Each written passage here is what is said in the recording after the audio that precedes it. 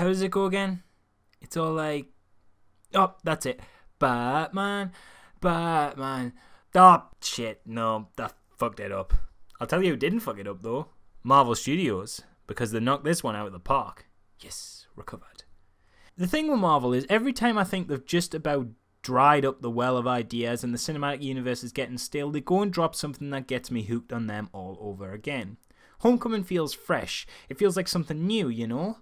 The best superhero films, in my opinion, aren't superhero films. They're genre pieces that happen to star superheroes. The Dark Knight was a crime drama. Guardians of the Galaxy was a space opera. And now we've got our first high school comedy. And it's a great one. It's the Spider-Man film people were hoping for. Actually, scratch that. This is the Peter Parker movie we were hoping for. You know, Spider-Man is a great character. One of the greatest characters of all time, honestly. I'm not even exaggerating when I say that. I truly believe it. Him and Superman are my boys. Don't roll your fucking eyes. I'll fight you on that one. They're mint. And I could go into a million reasons as to why they're fantastic, but that's a video in and of itself. So for the sake of brevity, I'll just say that the core thing that makes him better than any other superhero Marvel have got, yeah, I'm saying it, isn't his powers. It's not the costume. It's not the origin story or the great power comes great response. You know the shtick. It's Peter Parker. And more specifically, it's the fact that Peter Parker is a fucking loser. God, this kid is lame.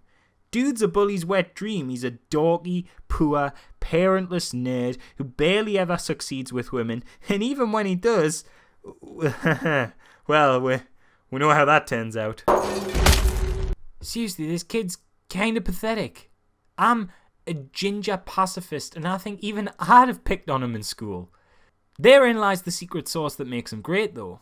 But you gotta get this. Lots of people think it's the mask that makes the Spider-Man rather than the man behind it. But he's such a complex, malleable character only if you crack Peter Parker first. Dude's relatable. Batman, Iron Man, Thor, they're all like powerful and handsome and rich. Give us a skinny pale loser who delivers pizza and gets underpaid in a photography internship. That's my jam. Incompetent and in poverty. Woo! Like looking in a sad, desperate mirror. This film gets the dynamic. It understands who Peter Parker is and what Spider-Man means to him. It gets that even when Spider-Man can win, Peter Parker must lose. And we see this throughout the whole picture as Spider-Man gets to go on exciting grand adventures and regularly beat up the bad guys and save the day, but it's almost always at Peter's expense as he has to sacrifice basically being a kid. The decision to go with a younger Spider-Man than we're used to seeing was something I wasn't too sure about at first, and I was initially very resistant to the casting choice, but fair play to Tom Holland, the lad is awesome. He's got this contagious enthusiasm and boundless energy, which paired with the great delivery of his lines make even the most goofball bits of dialogue totally endearing. Plus the whole thing has this kind of Breakfast Club / Saved by the Bell and even a little bit of a Disney Channel vibe, which sounds like an insult, but I mean it in the best possible way. Everything involving the younger cast is all kind of tongue-in-cheek, bright, poppy fun, but not so much so that it's off-putting. The best way I can describe it is it's sort of like if the CW made a teen show where everybody didn't want to fuck each other's brains out against the backdrop of overperformed melodrama. Like a younger Riverdale, but you're not ashamed that you like it. And you know what's really great? It just throws you straight into the setting.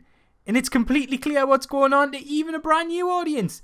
They skip the origin story. Thank Christ. Who knew it was possible? But it is. The whole movie passes by and not even once does that goddamn rice-making bullet sponge get so much as a mention. I'm still in awe of this idea that you can actually reboot a superhero without seeing all of his relatives die horribly. I'm at the point where I've seen Uncle Ben get shot so many times in books, comics, films and games that I'd probably pull the trigger myself if he showed up again just to speed up the process. Thankfully with this one though, I didn't have to, as we got an original story, and what an awesome one it is. The great clutch that sells it all for me is the absolutely excellent villain. Michael Keaton's Vulture might not be as fun as say someone like Loki, but he is by far the most well-rounded and sympathetic character they've ever had, and that's even amongst some of the heroes. The main conflicts of the movie come from Spider-Man trying to balance his new double life while coming to grips with his powers, and his attempt to take down a Vulture for being an arms dealer who specialises in alien weaponry. Now normally, people who sell guns to strangers don't come across as the nicest of chaps, but I genuinely felt for Vulture.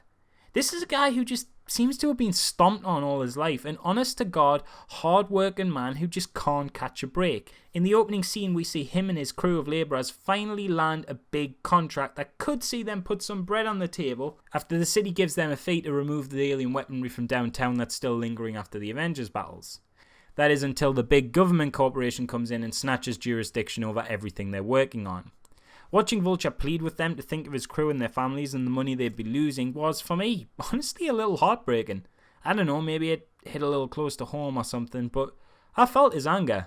So when years later he's flogging weapons illegally, I was like, fuck it. You know what, I don't agree with what you're doing, but I totally get why you're doing it.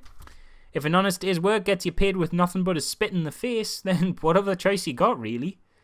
There's this running theme of classism throughout, actually, as Iron Man often belittles the problems within Spider-Man's neighbourhood as a little below his pay grade. Spider-Man throughout this movie, when not aided by Stark, becomes an excellent working class hero. A little inept, a little poor, but with a lot of heart. Seeing him running around and falling flat on his face in his crappy homemade hoodie only to get back up and save lives anyway without the slightest hint of discouragement is just nice. It's just lovely, you know? And giving this working class hero a blue collar villain, that's just a stroke of greatness. I also like the ongoing exploration of Peter's lack of masculine role model. Watching him learn through YouTube how to tie a tie was kinda cute, but also a little sad in a way. I'm interested to see if Iron Man becomes more of a sort of adoptive father figure to him in the future. If we're up to me, I'd build him up to be like this kind of mentor to Spider-Man, and then kill him off when Peter learns everything he has to teach, so he has to take the lessons he learned with him into a future without the one who taught them. Maybe I'm just cruel, but that's how I'd do it. Anyway, I worry this review is getting a bit long, and I'm always super unfunny when I review a good movie because I get too distracted in geeking out over the stronger narrative choices. So I just want to quickly wrap this one up, but not before mentioning a few spoilers, this is your warning by the way, just to give credit where credit is due to some of my favourite moments. Firstly though, one criticism, I don't think Vulture should have been so quick to kill. I get it was an accident, but I feel that's kind of a cheap way to excuse it, and he still showed no remorse, and I don't think they earned that with the character. I'd have preferred him to stay more morally grey, where this kind of made him a bit too evil for me. He was relatable otherwise though, and I hope he returns for a redemption arc, which the post-credit scene with Scorpion seemed to imply that he might. Also, I want to give a nod to the Captain America PSAs. Nothing witty or analytical to add on to that one, I just thought they were fucking funny. I thought the twist was incredible. I loved how they used it both to explore Vulture as a family man, which I think we really needed to see, but also it really came out of the left field and changed the whole dynamic for me. I don't want to sound like braggy, but it is genuinely very unusual for me to not see plot twists coming, and it's extremely rare that I don't predict them beforehand. But I'm happy to say this one had me completely hook, line and sinker, and I honestly wouldn't have seen it coming in a million years. Well done writers on that one, you had my jaw on the floor. And finally, I just want to say how brilliant it is when Spider-Man gets crushed under all the construction, and for a moment it's not Spider-Man trapped in the debris, but Peter Parker, and he gets really scared and cries. Vulnerable heroes are the best, man. What a brave choice, really, to have your flagship hero seen like that in his debut entry into the franchise when all the other characters are always so cool and charismatic. And when he lifts up and emerges from the rubble a new man, it's all the struggles before that which make it feel earned. He's worked for that one. Superb stuff. Other than that, quick closing thoughts. It's well shot, it's nicely directed, it's got some good comedy. Just an all-round perfectly solid movie, really. Made even better by truly understanding the beloved character it featured. Loved it. Well done to everybody involved.